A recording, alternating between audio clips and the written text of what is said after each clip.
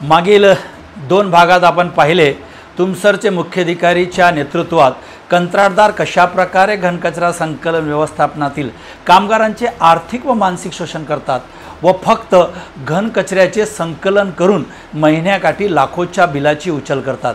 यामुळेच डंपिंग यार्डमध्ये कचऱ्यांचे मोठमोठे ढिगारे दिसत आहेत आणि या ढिगाऱ्याच्या विघटनासाठी बायोमायनिंगच्या कंत्राट देऊन लाखोचा भ्रष्टाचार कसे करतात यावर आज आपण सविस्तर चर्चा करू। मी गणेशराव आणि तुम्हा सर्वांच्या बीबीजी न्यूज तुमसरमध्ये स्वागत आहे।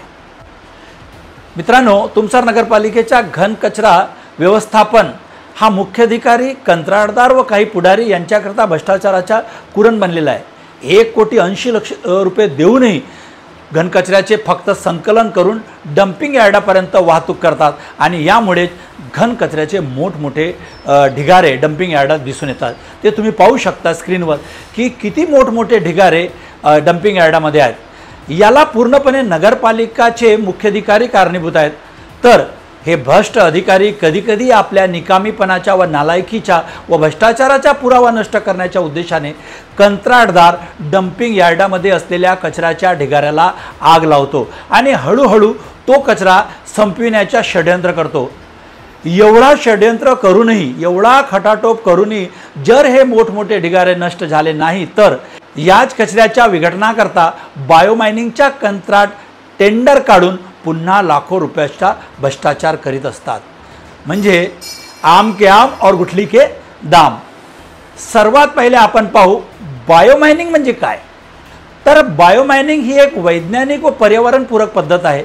या पद्धतीमध्ये सुका कचऱ्यावर प्रक्रिया करून कचऱ्याचे विघटन केले जाते। ही प्रक्रिया जवळपास 15 दिवस केली जाते। यामध्ये 1 फूट खोल व 5-6 फूट चौरस असा खड्डा करून त्यात कचऱ्याचे बेड तयार केले जाते। त्या कचऱ्यावर विघटन करणारे रासायनिक द्रवाची फवारणी केली जाते व त्या कचऱ्यावर वारंवार पाण्याचीही फवारणी करून घनकचरा 15 दिवसपर्यंत उलटफेर करतात। यामुळे काय होते तर कचऱ्याचे विघटन होते। कचऱ्याचे विघटन झाल्यावर त्याची छाननी केली जाते व त्या छाननीमध्ये विघटन झालेला पदार्थ पुनर्वापर केला जाते। तसेच ज्या कचऱ्यांचे विघटन झाले नाही, म्हणजे कधीकधी काही कचरा हा विघटन होत नाही, तर त्या कचऱ्याला सोशल लॅब एन्व्हायरमेंट जे औरंगाबादमध्ये लॅब आहे किंवा शासनाने घोषित केलेल्या काही ठिकाणी या कचऱ्याला जे विघटन न झालेले आहे ते पाठवावे लागते। शासनाने ही बायोमायनिंगची व्यवस्था का म्हणून केली आहे तर डंपिंग यार्डमध्ये मोठमोठे कचऱ्यांचे ढिगारे असतात। जर यावर बायोमायनिंग केली नाही तर कचऱ्याचे विघटन केले नाही तर काय होईल तर हे ढिगारे जसेच्या तसे राहतील आणि ती जागा कमी पडेल। म्हणून बायोमायनिंग करून ती जागा मोकळी होते तर पर्यावरण दूषित होण्यापासून संरक्षण होते। या बायोमायनिंगच्या प्रक्रियेमुळे उपयोगी खताची निर्मिती होते व प्लास्टिक, काच, रबर धातू किंवा इतर काही वस्तू बायोमायनिंगमुळे वेगळे निघतात, त्यांचा पुनर्वापर शक्य होते आणि सर्वात मोठी गोष्ट की जमिनीतील पाण्याचे प्रदूषण रोखले जाते। ही सर्वात मोठी गोष्ट आहे। सरकार लाखो रुपये का खर्च करतो तर पर्यावरणाचे प्रदूषणापासून बचाव व्हायला पाहिजे आणि म्हणून शासनाचे बायोमायनिंगची प्रक्रिया ठेवली आहे। परंतु तुमसर नगरपालिका बायोमायनिंगच्या नावावर कोणतीही खत निर्मिती करीत नाही, कोणतेही कचऱ्याचे विघटन करीत नाही। हे सर्व केल्याने जर समजा ही बायोमायनिंगची प्रक्रिया व्यवस्थितपणे पार पाडली तर डंपिंग यार्डात घनकचऱ्याचे ढिगारे जसेच्या तसे राहिले नसते।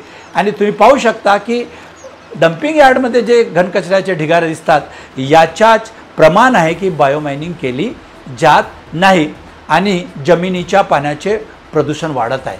हा कंत्राट एक नाममात्र असतो। जर खरंच बायोमायनिंगचे वास्तविकमध्ये केले असते तर तुम्ही जे स्क्रीनवर ढिगारे आहेत ते असे ढिगारे दिसले नसते। माहिती अशी मिळालेली आहे की मागील 2 वर्षापूर्वी बायोमायनिंगचे 2 टेंडर निघाले होते व नगरपालिकेच्या एका अभियंत्याने एका पुढाऱ्याच्या भंडारा येथील नातेवाईकाला हाताशी धरून 70 ते 80 लाख रुपयाचे बायोमायनिंगचे काम केले। तुम्ही समजू शकता काय झाले असेल। याबाबत मी या घनकचऱ्याच्या बायोमायनिंगची आणि घनकचरा संकलन व खत निर्मितीची माहिती घेण्याकरता माहितीच्या अधिकारांतर्गत माहिती मागितली आहे। परंतु अद्याप नगरपालिका प्रशासनाने महिना लोटणी माहिती दिली नाही। तुम्ही पाहू शकता ही माहितीचा अधिकार लावलेला होता आणि त्यात त्यांनी दिली नाही, म्हणून मी याला पुन्हा अपील केलेले आहे। नगरपालिका प्रशासनाबाबत अशीही चर्चा आहे की तुमसरचे नगरपालिकामध्ये समजा कुणीही माहितीच्या अधिकाराअंतर्गत माहिती मागितली असता मुख्याधिकारी जुम्मा प्यारेवाले याला माहिती देत नाही किंवा विलंब करतात किंवा चालढकल करतात, कुठला तरी अडथळा निर्माण करतात, जेणेकरून त्याला माहिती अधिकारी मागणाऱ्या कार्यकर्त्याला त्रास हो आणि तो तिथून पळ काढे। तुमसर नगरपालिकाचे मुख्याधिकाऱ्यांचा हा बोगस कारभार सुरू आहे। यावर कुठलाही पुढारी बोलण्यास तयार नाही, कारण ज्या संविधानाने अशा भ्रष्ट अधिकाऱ्यावर नियंत्रण ठेवण्यासाठी पुढाऱ्यांना प्रतिनिधी दिले आहे तेच यांच्याशी कंत्राट घेऊन ताटाखालची मांजर बनलेले आहेत। एकीकडे घनकचरा संकलन, वाहतूक आणि खत निर्मिती याच्या कंत्राट देऊन लाखोचा भ्रष्टाचार करणे, तेवढ्यातही यांचे पोट भरले नाही तर मग जो कचरा उरलेला आहे त्याला बायोमायनिंगच्या नावावर लाखोच्या कंत्राट देऊन पुन्हा भ्रष्टाचार करणे, म्हणजे यांच्याकरता घनकचरा हा एक प्रकारे भ्रष्टाचाराचा कुरण बनलेला आहे। मित्रांनो, BBG न्यूजने तुमच्या पुढे 3 भागात कामगारांचे शोषण, खत निर्मिती न करणे, बायोमायनिंगच्या नावावर लाखोचा भ्रष्टाचार कशा प्रकारे होतात ते बघितले आहे। आता आपण पुढच्या भागात नगरपालिका प्रशासन कशा प्रकारे नाले सफाईच्या नावावर मलाई खातात यावर चर्चा करू।